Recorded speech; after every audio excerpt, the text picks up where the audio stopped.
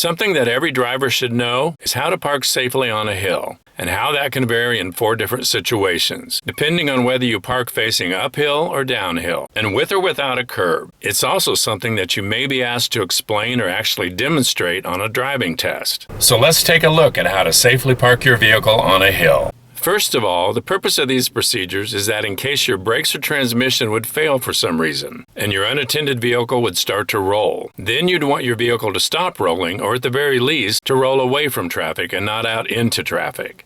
Let's start with parking facing uphill on a 2-way street with a curb alongside it. Pull over to the side and stop, making sure you put your vehicle in park, or if you have a manual transmission, shift to reverse if facing downhill, or put it in first gear if facing uphill. Put on your parking brake just to be safe. Always a good idea on an incline. And since the road has a curb, you're going to use that curb.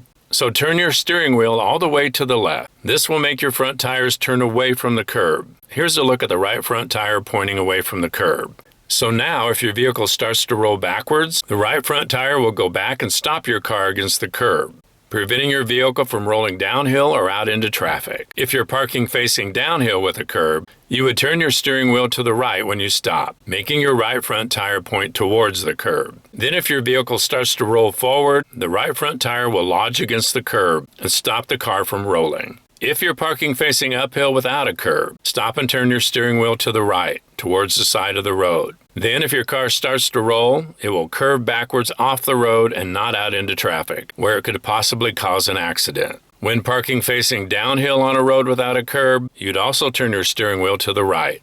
Then if the vehicle would start to roll downhill, it would curve forward to the right, off the road, and out of the way of traffic. And before you park as if you have a curb, make sure it's a standard size curb like this, that's tall enough to stop your tire. A standard curb is vertical and approximately 4 to 6 inches tall. This road might look like it has a curb, but it actually has just a gutter that's too flat and shallow to stop your tire if your vehicle would start to roll. So on this hill, you would go ahead and park like you had no curb, turning your steering wheel to the right. And to make this all as simple as possible, remember this acronym for a quick reminder of what to do. UCLA, uphill curb left away, meaning if you're parking uphill with a curb, turn your steering wheel to the left away from the curb.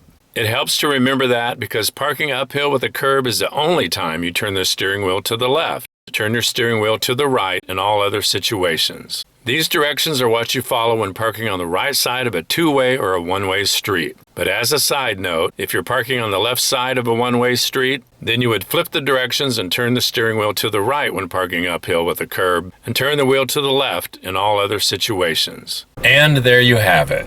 Thanks for watching. Have a great day.